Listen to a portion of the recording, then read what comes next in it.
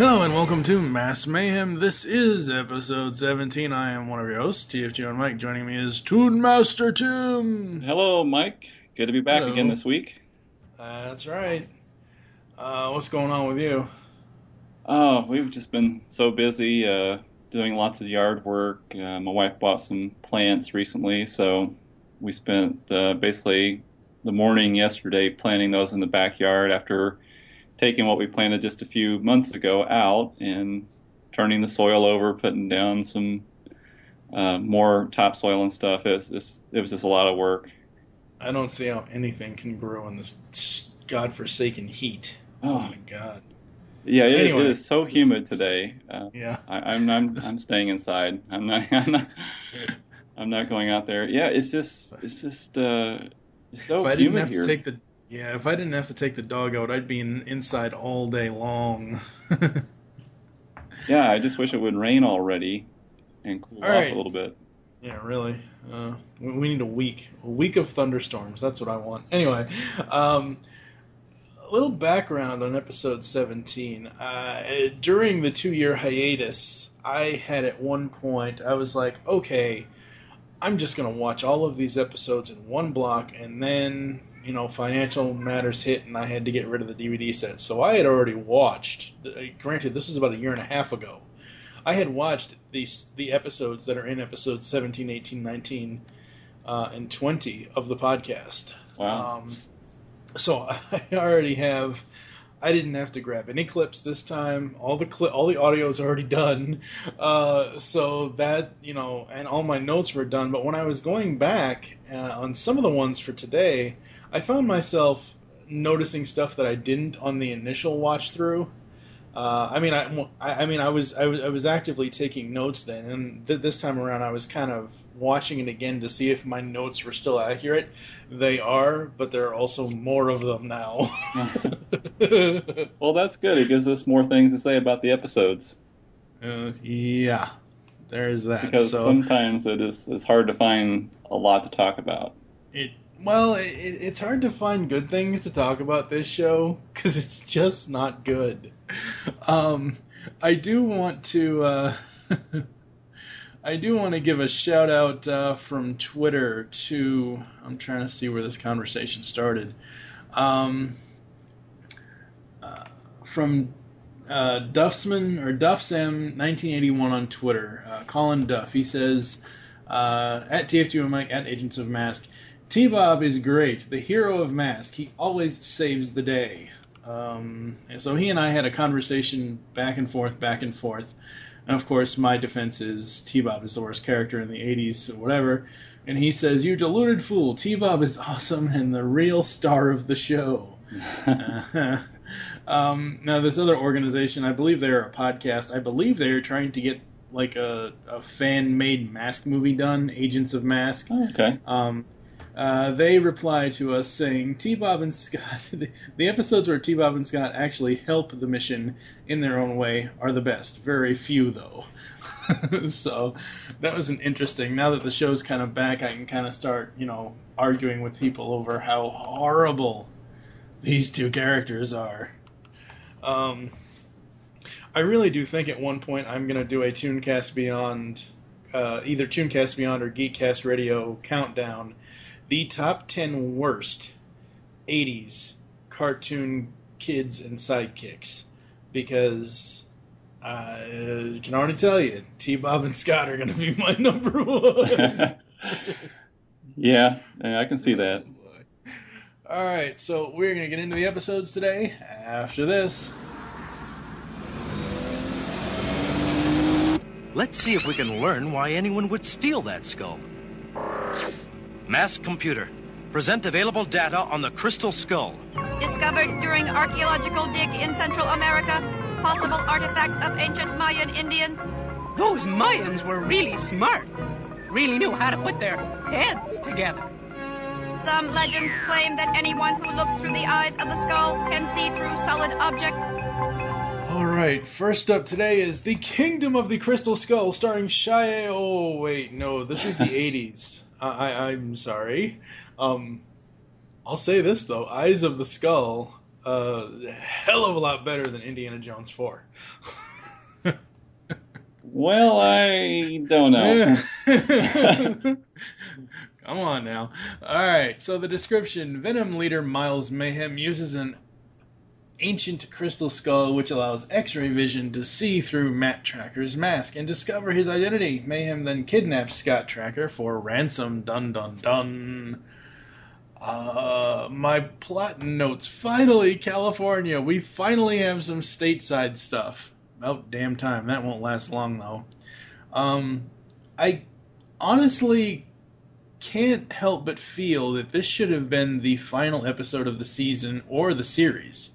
Granted, it has the whole destroy it and things return to normal, but still, it really felt like once Miles figured out that Matt Tracker was the leader of M.A.S.K, and that's one thing I've never really gotten about this series. How is it that Matt knows who Miles is? And I know that there's some other continuity or some other prequel thing that's out there that stated that they were, they worked together at some point or another. And I think it might, I think it might have said that in the first episode of the cartoon series, but it's always bugged me that Matt knows who Miles is, but Miles never finds out who Matt is. Yeah, that's interesting. I had not heard that before.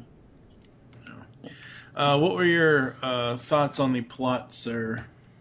Well, like you said, I really thought it was cool that they used the skull in that manner to find out the identity of the M.A.S.K members. So that leads them to kidnap Scott.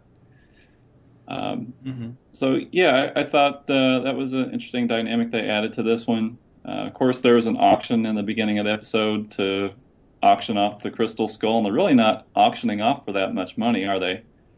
I mean, it starts off like around 60 or 70,000. I didn't write down the amount exactly, but it didn't seem like that much. And T-Bob was raising his hand, kind of fighting with Scott. So, yeah, it ended up being $110,000 because T-Bob was being stupid as usual. And, Scott even told him at one point, put your hand down. They're thinking you're bidding. Right? He didn't say that in that's so many words, but he did tell him to put his hand down. And it ended up being $110,000, I believe. Okay. Yeah. Before it disappeared. It didn't seem like much, given that this was, an ancient, priceless artifact with this great power. It may not in today's standards.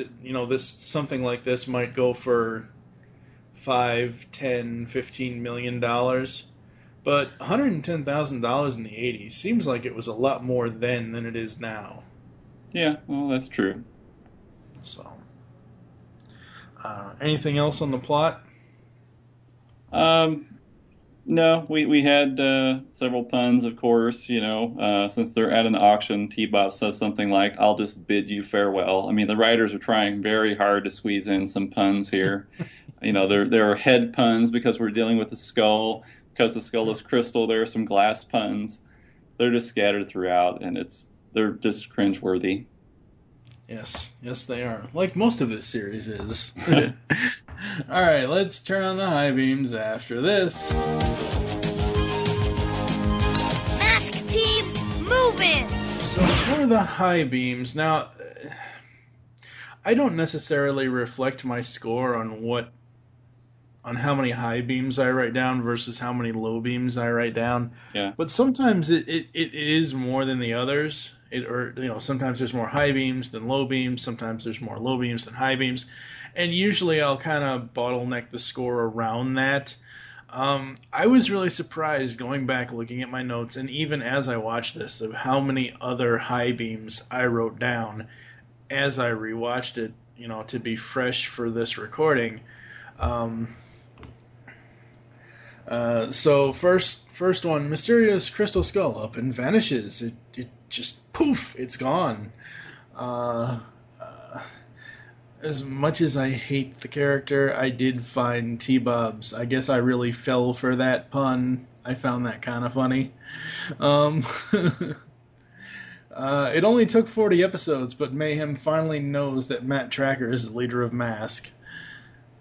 Yeah, that was an interesting twist. I didn't know what power the skull was going to have, and so when he was able to see the identity of Matt, and then he also saw Bruce under the mask, but he didn't know who it was. Yeah, he saw Bruce, but he didn't know who it was. Yeah, but he knew it was Matt Tracker. I guess because Matt is so renowned and well known, and he has this multi-million-dollar, who knows what, a business or something. So he's well known throughout the globe. I would say Matt Tracker is. I know a lot of people are going to either scream, shout, or drop, or throw their iPhones, iPads, iPods, whatever when I say this, but I would say Matt Tracker is the Iron Man of the 80s, or is the Iron Man of this cartoon. He is the Tony Stark because he's really a philanthropist more than anything else. He doesn't really... It's never really said how he's amassed this fortune, if it was something that was passed down to his father, or from his father, I should say. But, I mean, he donates a lot to charity. He's in every piece of the pie on the entire globe. So I would say he's more into philanthropy than anything else. So I don't think he really has an actual job other than being the leader of M.A.S.K. Yeah, I think that's a good way to look at it. I don't think people are going to come after you with pitchforks and torches over that comment. Well, the Tony Stark, the Iron Man aspect, considering Tony's rich and I can see Tony's a drunk, even though Matt's not a drunk, but yeah, right. I can see you drawing those similarities. I thought you were going to say the Bruce Wayne, but he probably has more similarities with a character like Iron Man. Or Tony Stark. Yeah. Well, because the other thing is, these aren't these are more jumpsuits, or these really aren't. Yeah. Bat-like costumes or bird-like costumes, or So Tony just kind of felt a little bit easier to compare. Finally, a line that Matt says that I can actually laugh at. Hey guys, I'm just hanging around down here. Yeah, that was pretty funny. And then sometimes I'll write the PSAs down in either the good or the bad moments. It just depends. I wrote it down in the good moment because I wasn't raised in the era of, oh my God, you better not snitch on me or I'll shoot you or I'll be... This whole thing of people think that other people are snitching on them. I wasn't raised in that era. I was raised to the point where if something bad is happening, you call somebody and let somebody know, whether that be the police, whether it be the fire department, whether it be an ambulance, whether it be your parents, whoever it is. If you see something that doesn't seem right to you going on, you call somebody, you call an adult. So I kind of enjoyed the PSA for, you better call the police. Yeah, I did too. That was okay. I like that. The one line I had issue with was, even if you're not sure anyone is doing anything wrong, it doesn't hurt to call. I know what they were going for, but it came off sounding like it was delivering a message that, was maybe it wasn't coming off as they intended, perhaps. Maybe. I know that what they're saying is that if you suspect there's something wrong or foul play or some sort of emergency, call the police. But just calling them for everything, I think you do need to be somewhat cautious about that. Oh yeah, no, and see, I read it more so like there are times where I've had to call the police because my neighbors are being too damn loud, at night, and it's like, I'm not going to sit here and have my blinds open at 11 o'clock at night, because I wouldn't be able to see what the hell they're doing anyway. But if I can hear people screaming at the top of their lungs and arguing for 45 minutes, and it's disturbing my peace in my apartment, you damn right I'm going to call the police. Yeah. So I kind of got what they were going for, but I see what you mean as well. Yeah, and I think that what you're saying is that's exactly what they intended, and I think that's how most people would interpret it. Oh yeah, absolutely. What else did you like about this one? Rax, he was funny in this one. His line, "Can't lose the little garbage can," as T-Bob is chasing him down the street. So I thought that was really funny.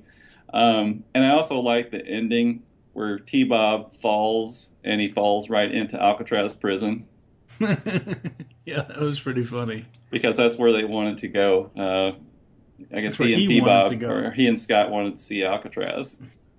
No, Scott didn't want to see Alcatraz. T-Bob wanted to see Alcatraz. Okay, so he gets to see it. Yeah, except he gets imprisoned in it. Anything else for high beams? Nothing for high beams, so let's move on to low beams. All right, here we go. T-Bob, are you okay? I guess I really fell for that. All right, I actually only have two. I'm surprised that I only have two, even after watching it again. I only have two. This was because Mayhem puts the skull on and sees the numbers from where? When Dagger opened the vault, there were no numbers to read anywhere. Like, I think that was the keypad. The keypad. Like, there were no numbers on that keypad at all.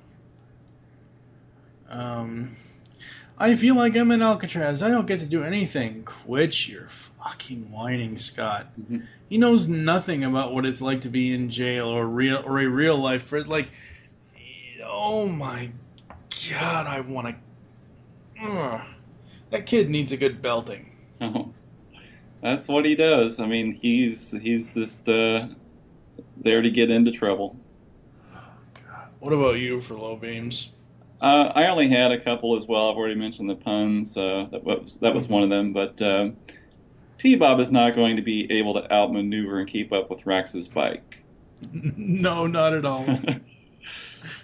And I wish that they had been a little more creative with regards to how they recovered the skull. It was kind of cool that they were meeting Venom on the bridge to make the exchange. And I kept wondering, okay, well, how are they going to do this? And the way they were supposed to destroy the skull was for it to see its own reflection. So I was kind of wondering, okay, well, how are they going to do that as well? But basically, T-Bob just extends his arms out and takes it from Miles. That was kind of a cheap way to get out of that.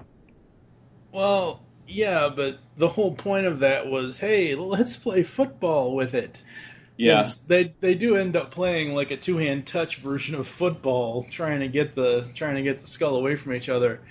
And then Matt, as he's holding on to it, somehow T-Bob can shine his mirror up at a weird angle of where Matt is, and the skull sees itself and kablooey. I think it's very convenient for the plot that if the skull destroys itself, it also erases the memory of whoever used it. See, I think they did that wrong. As far as, like, I thought you had to, not necessarily that I want the skull to blow up in Miles Mayhem's hands, but, like, when he's actually holding it, but, like, I thought the way that they had explained it was that the person, whoever had seen through it, their memory would be erased, but I thought it was more so that they had to have the skull in hand than it just blowing up on a random street. I don't know. Okay. Yeah. That I wish they had done something a little different with that too, because at the end when it does explode, they're basically standing on the bridge going, "Hey, how did we end up here? Where are we?" And then they just decide to take off. Yep. All right. So for me in this one, I'm going to give it a 3 out of 5. I cannot stand Scott and his constant. It wasn't. T-Bob was actually funny this time. I will say this is probably one of, if the only episode, I don't know, that I actually didn't find T-Bob too annoying. But Scott was just, oh my God, a whiny little bitch in this. I'm going to give this 3 masks out of 5. Because there were too many puns. There was that moment with Scott. But other than that, I did. It's a middle of the road episode. The plot was fairly decent. It was executed fairly well, and all that. What about you for this one? I too enjoyed this one. I could have given it a higher rating had they done a little more at the end. with the skull. As it still wasn't a bad episode. It was entertaining, and I feel it's deserving of a 3. So 3 masks. All right. We are going to move on to the next episode after this. And then we hurried back here as fast as we could, Dad. You mean as fast as I could? I almost blew a gasket. Now things are beginning to make sense. I don't get it, Dad. The machine you saw attached to the blimp obviously has the same kind of effect as an EMP. EMP? You mean it's emergency mayhem paraphernalia? Sorry, T-Bob. EMP means electromagnetic pulse. Oh, I know all about pulses. Mine's been racing all afternoon. Not that kind of pulse, T-Bob. It's like an invisible lightning bolt hitting a transfer radio. In an instant, it melts down everything electrical. And how come the sound system still works? Vacuum tubes aren't affected by EMPs, and the sound system's loaded with them. I'll bet I know what's in Venom's engine. And their masks, too? You bet. Now it's our turn for the surprise. All right, up next is stop motion. Venom obtains an EMP bomb and threatens to loot bank vaults across the country by knocking out all electronics for miles around. Oh my god. Well, there is one good thing. This episode does take place stateside, thankfully. Thankfully, this isn't a treasure hunt. It's more of a bank. Well, it is a bank heist, but thankfully it isn't a damn treasure hunt in the middle of a stupid jungle somewhere. Yeah, speaking of the location, it's in Indiana, my home state. Gloria actually races in the Indy 500. Yes, she does. And by the way, that is not the Indianapolis Motor Speedway. No, of course not. Why would it be? No, that is kind of funny. I like the plot of this one. It's interesting. It's always interesting to me when they insert part of the plot device to affect T-Bob, so you know something's really wrong if he's really going crazy, more than his usual antics. Yeah. I will say that T-Bob is a robot, people. Come on, writers, get it together. T-Bob is not a human. Oh, I hear pulses all the time, and blah, blah, blah. It's like, oh my god, this dude is not human. That's one thing I don't like about the writing direction of this show, is how they try. Certain writers will try to make T-Bob human. He's not human. He's a programmable machine. Right, I don't like that either. It doesn't annoy me every episode, but yeah, it's one of those things I wish they would just write him a little differently and stop trying to give him emotions and, have him be able to feel different things. He's a robot. He doesn't have this incredible artificial intelligence. And I think it's better, the episodes where they play it that way come off better. When Scott is just tinkering with him and making him pop popcorn or making him 10 times faster or something. I think those make for funnier moments and become more entertaining during the episode. Absolutely. All right, we are going to get to the high beams. Dagger, maybe if we connected you up to this generator, we could charge up your brain. Nah, you'd only blow the fuse. You ought to keep your big mouth from charging, Grax. It's done charging. All right, turning on the high beams here. Yay, the chute opened and they don't plummet to their death. I thought the episode was flowing very well. I was really enjoying it. There really isn't too much wrong with this episode. We'll get to that a little bit later, but I really was enjoying this as I was watching it. The animation is spot on, and I thought that was great. aura versus everything else means reversal fortune for Venom. I thought that was funny. The stiletto hitting the tire. Now that's a funny flat. Yeah, it blew out Rax's tire. Yeah. And the PSA, yes, it is not good to pull a fire alarm when there is no fire. What does that have to do with the episode? Yeah, nothing. But that's actually 2 PSAs back to back that had fire trucks in them. I believe the other episode did too. Possibly, yeah. Yeah. What did you like about this one? As you said, them being saved during the fall by the parachute that Scott had given to T-Bob because he actually gave T-Bob extra speed, made him faster and noisier. Yeah. So, which T-Bob commented on. I thought that was great. And I actually thought that whole sequence where it's just before the commercial break, and so we're left on that cliffhanger where T-Bob and Scott are falling, and you're wondering, okay, well, what? Well, actually, it was just T-Bob that was falling.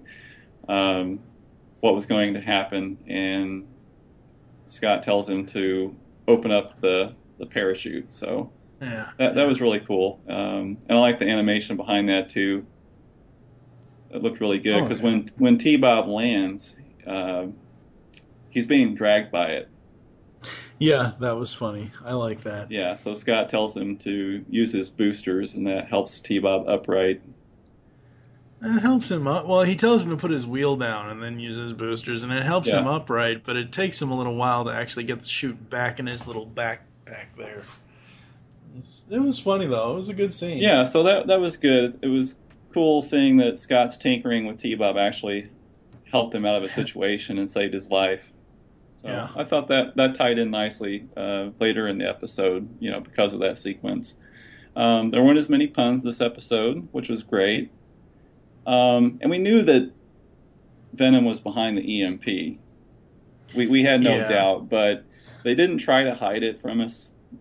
And when it came, we just expected it. And I was okay with that as opposed to maybe some of the other alternatives. So, I was like you. I just sat back and enjoyed this one. I didn't have very many complaints about it. It was a pretty good episode overall. Yeah, I have 2 major complaints, which I guess we can go ahead and get to those in low beams after this.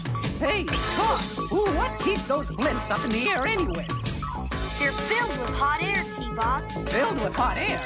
You mean sort of like you? Watch it, T-Bob. I saw a scrap metal yard near you. Alright, turning on the low beams. Why the hell would Scott grab T-Bob's hand when he is hooked to the cable? That just puts Scott in more danger. There's your PSA moment for this episode. They could have done something with that. Yeah, they could have, yes.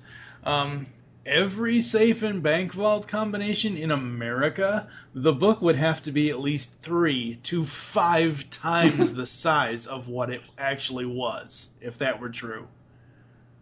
I have this as a low beam too. That's just ridiculous. So folks, just don't even buy a safe if you don't have one, and if you have one, find some other means to secure your items, because there is a journal with every safe combination in it somewhere in the world, and Venom is going to take it. Now, you think about this in today's standards. If they were doing this episode today, how many people are actually living in North America alone, or just in the lower 48 states alone? You have cities with populations in the thousands, hundreds of thousands, sometimes millions. There's no way, and I know, and I make this defense. Oh, but it was the 80s, and there weren't that. That's bull, because I'm sorry. North America the United States is way too big to hold all of those combinations. Right. It's just in one trapper keeper, because that's what it looked like, a friggin' trapper keeper. Yeah, it's this very small notebook. It doesn't look like it has very many pages at all. I mean, maybe not even 100 pages. It's very thin. So it must have very tiny print, or there aren't that many safes in the world. But apparently not. It's the International Safe Corporation. Jesus. What they could have done here, I think, to make it a little more plausible. I mean, okay, what they could have done to make it a little more plausible was just have it be the safe combination to some large banks or a large bank or something. And we could have just gone with that, but every safe, yeah, it is a cartoon, and actually, I don't fault them too bad. A lot of cartoons do goofy things. I think it's okay to be a little bit goofy and go to the extremes sometimes, but I just thought that was a bit too far-fetched. It didn't take away from my enjoyment of the episode, though. Well, no, it didn't. I mean, it was just one moment where I was like, what the flying hell is going... It's like, what? Seriously? It's one of those... Yeah, it's a laughable moment that kind of takes you out of the episode for a minute. Yeah. For me, this episode, I really, really liked it. I think it was really well done. The book is really what keeps me from giving this a 5, so I'm going to give this 4 out of 5.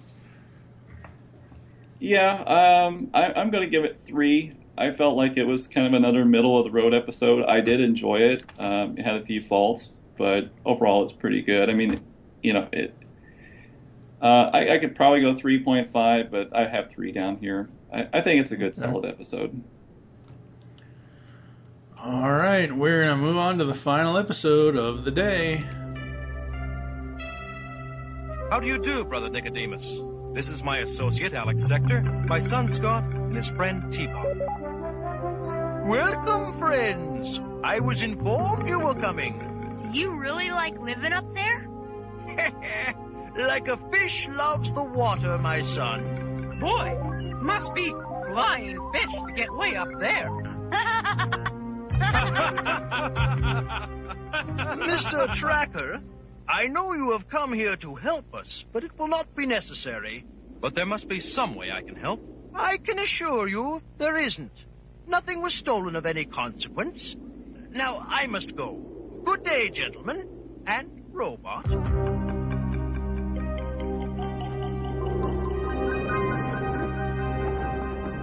Friendly as a puppy dog, isn't he? He's keeping something from us. But M.A.S.K has their secrets, too. We must respect the monks. Antlers of plenty, antlers of Artemis, mysterious horns of old. Without your help, we could not carry out our work and studies all told. Join me, brothers. Antlers of Artemis, we vow to keep your secret for eternity.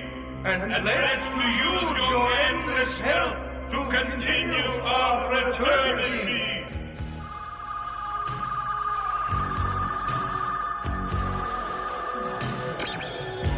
I only make pledges to the Venom Fraternity.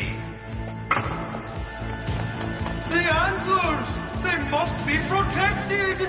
Alright, finally up today is the Artemis Enigma.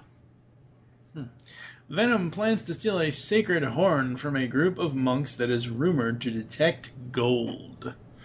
Oh god, here we go. Another treasure hunt episode. I know those are your favorite, Mike. Oh god, seriously. Ugh. Golden antlers from a deer. So they basically hunted down Rudolph. Instead of capturing his red nose, they cut off his antlers, turned them into gold, and they magically enhance them to be gold detector.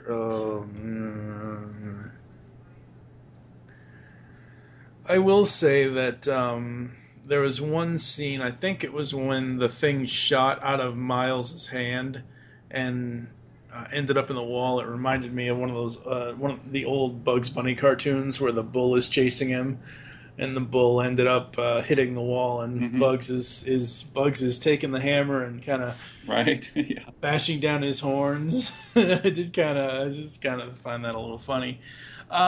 This one just, I don't know, man. This one isn't that great. I wouldn't even say this is a middle of the road episode. It's not bad. It's not horrible, but it's not. I don't know. What did you think of the overall plot?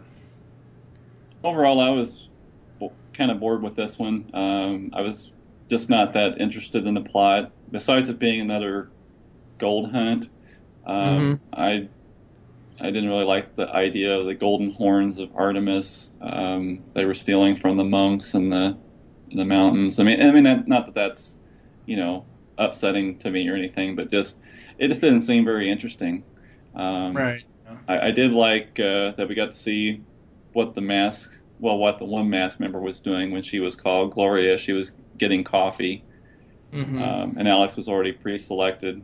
But yeah, I mean, I'm like you. I didn't hate it, but it's not going to be a favorite. No, not at all.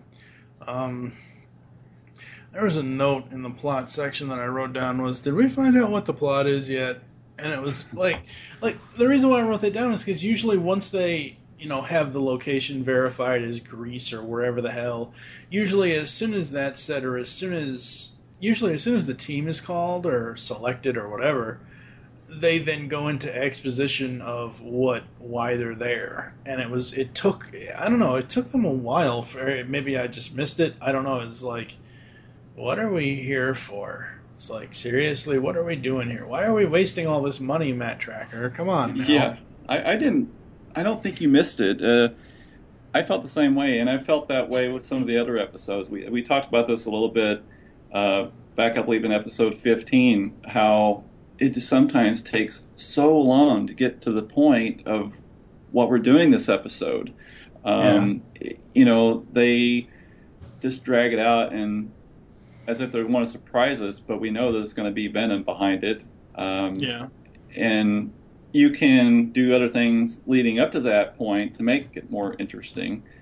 But this one, you're just kind of waiting for things to happen. And I don't know, there's just not a lot there to move the plot forward. No, not at all. So let's go turn on the high beams. He may have golden horns, but he certainly doesn't run like a deer. All right, for high beams, Alex has a few good one-liners in this episode, so that's kind of nice. I wrote this down, and I guess I noticed at one point the cutscenes had gone missing, but my note was the cutscenes are back. Because I think there was an episode or two, I didn't mention it in episode 15 or 16, but I believe that there was an episode or two where the thing when Miles or Matt or Alex or Bruce or whoever it is says, M.A.S.K will be back after this and so will Venom. There was an episode, I believe, recently where they weren't there. They just faded to black and then the episode came back, where almost every other episode has those two cutscenes. So those are back. The animation in the aerial battle was awesome. I thought that was done really well. Let's see. Switchblade's wings got clipped. That was funny. And once again, another fire-themed PSA, dumb to play with fire. Well, of course it is dumb to play with fire. Oh, yeah. God, these PSAs. No, I agree on the high beam with the awesome perspective of Switchblade. That was really great. Yeah, that was awesome. That was so cool. We hadn't seen them use shots like that before in the series, so it looked pretty cool. And they used a couple of different ones. Yeah, they used a bunch of different ones. Yeah, or at least there were a couple of different scenes where they used that forced perspective on the Switchblade. It looked real nice. Oh, yeah. What did you have for high beams for this one? The spiders threatening Alex trapped in the canyon. I thought that was cool. Something different in the series. And let's see. Oh, there was some dialogue between Dagger and Miles that was pretty funny. Dagger says something like, "It's dark in here." Yeah. Miles says, "That's because there is no light." And then he says, "I can't believe you work for me, Dagger." Yeah. Actually, it was Miles saying it's dark in here. Yeah, I had it backwards, but yeah, that was pretty funny because Dagger is just, he's just so Dagger's aloof. A dummy. Yeah. No, he's not even aloof. He's a dummy. I was trying to be nice. Dagger the dummy. Most dull blade in the bunch. Anything else for high beams? Nothing else. All right, we're going to get to the low beams after this. Gold! I always knew I had the Midas touch. All right, time to turn on the low beams. Okay, so if Alex was knocked down by Switchblade, wouldn't his fall out of the friggin' sky have killed him? Alex Sector should be dead right now. Yeah. I know you like exotic animals, but this is a bit much. Did he say a bit much or too much? I couldn't. Oh, that's what it was. There was a line. I think it was Matt or Bruce or somebody says, "I know you like exotic animals, but this is much." Yeah. I couldn't hear the line. Did he say this is a bit much or too much? That's just bad sound engineering. Yeah, I don't remember which one it was, but I do remember that line. Searching for gold and water. Really, Scott and T-Bob? Come on now. And Scott's laugh is so infuriating. Oh my God. Scott's laugh is worse than nails on a chalkboard. Really? I don't think it's that bad. I think it's okay. Thought it was kind of ironic that I put this in low beams. It's not that I have a problem with it. I just find it ironically funny that Scott is actually following his dad's orders this time around at the close to the end of the episode. Yeah. Okay, let's talk about robots and humans and online dates and birthday. T-Bob is a robot. He is not a human. He does not have a birthday. He has a day where I guess you could say he came online or he was activated, like activation day, fine. But to say that he has a damn birthday, that's ridiculous. Right. And he's not a damn human.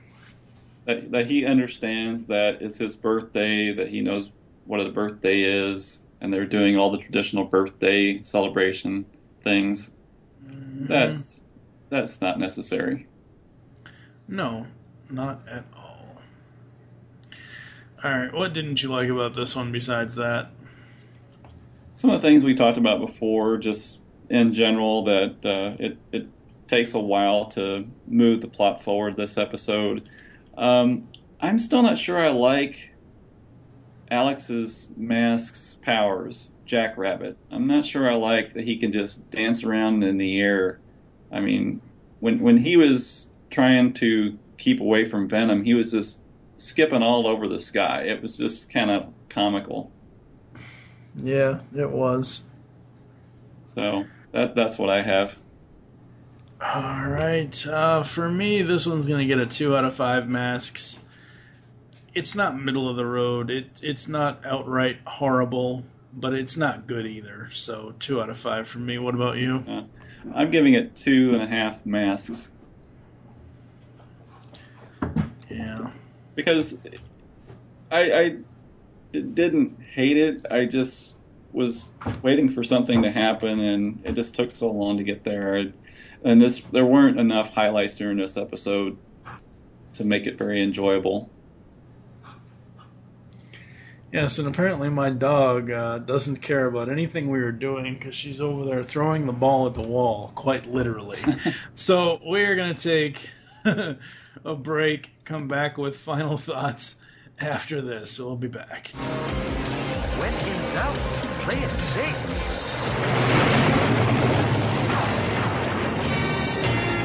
By the power of Grayskull, I command the Jawbridge. Open!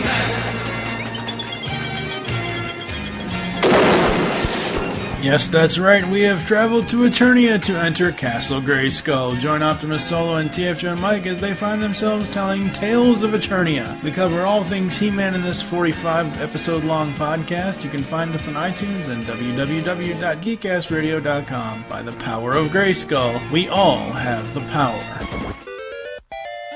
Pixels in the Animation is the Geekcast Radio Network's video game cartoon review show. We are covering every episode of 9 different video game cartoons. Join TV's Mr. Neil and myself, TFG and Mike, as we trek through multiple Mario tunes, Zelda, Captain N, Mega Man, Sonic, And we are also driving through Donkey Kong Country. Pixels in Animation is 100 episodes of video game cartoon goodness, so tune in to help us find the Pixels in the Animation, which you can find every Wednesday on iTunes and www.geekcastradio.com. Matt! Hi, guys. I'm having a swinging time down here. What in the world is going on? Let's get out of here! That's going to do it for another episode of Miles Mayhem. You brought up some trivia off air. What is your trivia, good sir? Well, we had mentioned the writers of the series on one of the previous episodes. That we had become somewhat frustrated. It seemed like the writers on the series weren't quite to the caliber of some of the other shows. So I was just doing some research. I paused the end credits on the series, which shows the list of writers and the story editors. And I was looking at some of the writers, and some of the writers do have credits on IMDb, and you can see which episodes they wrote. So some of those writers have an extensive career where they've written for shows like Jem, He-Man, and other series. And then there are some of the writers, I know there was at least maybe one or two that had very few writing credits. But the name that caught my attention was Chuck Lorre. And if people don't know, that is the guy who is, he's credited for helping creating Dharma and Greg, 2.5 Men, and The Big Bang Theory. Yeah. On his IMDb though, it lists M.A.S.K, but it doesn't list which episodes. Yeah, that's the unfortunate thing. They do have a long list of some of the writers from the series on IMDb, but there are many of them that they don't have listed as what episode they're credited for. Yeah. And he is one of them, as you said. Yeah. But when I first saw his name, I was wondering, is that the same guy? Because that was, a name I'd recognize from some of those shows. And yeah, IMDb links that name to his profile. Right. Yeah. Huh, interesting. Yeah. Overall, the direction of the show, I'm not sure if this show has any direction. Like, it just seems to be villain plot of the week. Not even villain of the week, because every episode the villain ends up being Mayhem, ends up being Venom, or Venom ends up getting away, and then the secondary guy that they hired is the one that gets caught and gets sent to jail. I really don't know what to say about the series so far, because at this point it seems like they're just pulling stuff out of their asses. Yeah, there are times when the episodes can be better and more entertaining, but we know there's going to be Venom behind it. There hasn't been that much variety, and we know that there are other Venom and I think maybe even other M.A.S.K members that we haven't seen in the series yet. Because I've seen information online of these other characters and vehicles, so maybe we'll get to some of that a little bit later, hopefully, to give us some more variety. I think we do. I think everything kind of changes close to the end of season 1, beginning of season 2. Okay. But it's one of those things where, and I know this was made in the 80s. In the 80s, there was hardly any continuity in cartoons. I get that. Okay, Jem is probably an exception, because Jem did have a strict kind of 65-episode continuity to it. But M.A.S.K is one of those shows that I guess it felt it was fine going forward with the single episode plot of the week. And the reason why I say M.A.S.K will never grow is because it doesn't. There is zero character growth for anyone on this cartoon series. Scott and T-Bob never learn their lesson in any episode to this point. They just... Matt doesn't... He still constantly, every now and then, will make the same mistake of allowing Scott to go on something as dangerous as one of these missions. We haven't seen Hondo in God knows how long. I think that is rectified next time in episode 18. But it's one of those things where it's like, just...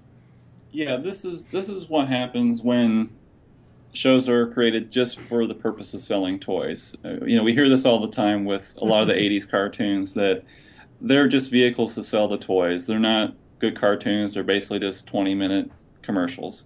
Okay. Yeah.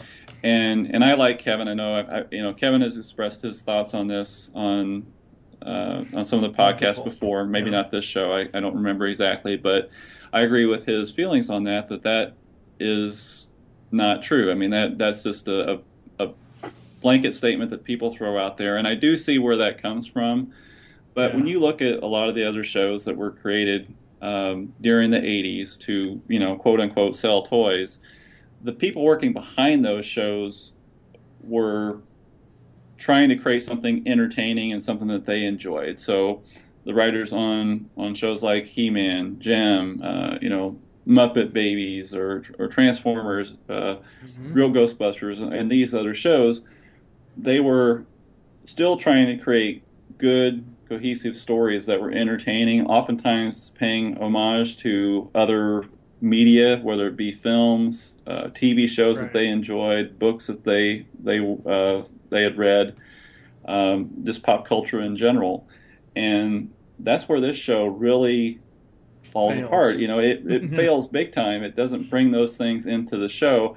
One of the things it does do, and I give it some credit for this, is with the globetrotting that they do sometimes bring in a little bit of education with teaching kids more about geography and some of the culture, and sometimes history. And there's a little bit of that coming up in some future episodes, I think, as well. But yeah, that's one of the things I think they miss as a core piece of this show, is that you can watch this show and tell immediately it's designed to sell toys. That someone took this idea of it's part Transformers, it's part G.I. Joe, let's sell these toys. And the toys were awesome, but the show, not so much. No, not really. All right, thank you for joining us here on Mass Mayhem. There are so ways to get in contact with us or leave feedback for the show. Visit the website, geekcastradio.com, where you can comment on all the other episode posts. You can do all kinds of new interactive features on GCRN's website as well. Send email to feedback@geekcastradio.com. Use the subject line Mass Mayhem. Leave the show's feedback on iTunes. Please do this. Follow us on Twitter. You can follow at GeekCastRadio for all the other network updates. You can follow me, TFU and Mike. What is your Twitter? At Tim Silvers. Hopefully I get that at Toon Master Tim sometime. Yeah, I never, since I think we talked about that in episode 15 or 16, I forget. I went back and tried to look at that, and I never even saw where they allow you to do it anymore. They might have taken that ability to change your name away. I don't know. Okay. Maybe in the future, folks. In the future, yeah. Become a fan on Facebook. Go to facebook.com/GeekCastRadioNetwork. Call the voicemail line and tell us the show you're leaving a message for and your name. 502-526-5821. We hope you enjoyed this episode of Mass Mayhem and wish you'll join us next time, where we'll be covering 2 more episodes from Mask Season 1, those being The Chinese Scorpion and Riddle of the Raven Master. For now, I am TFG and Mike with Tim Silvers. Thank you for listening. Until next time. Illusion is the ultimate weapon.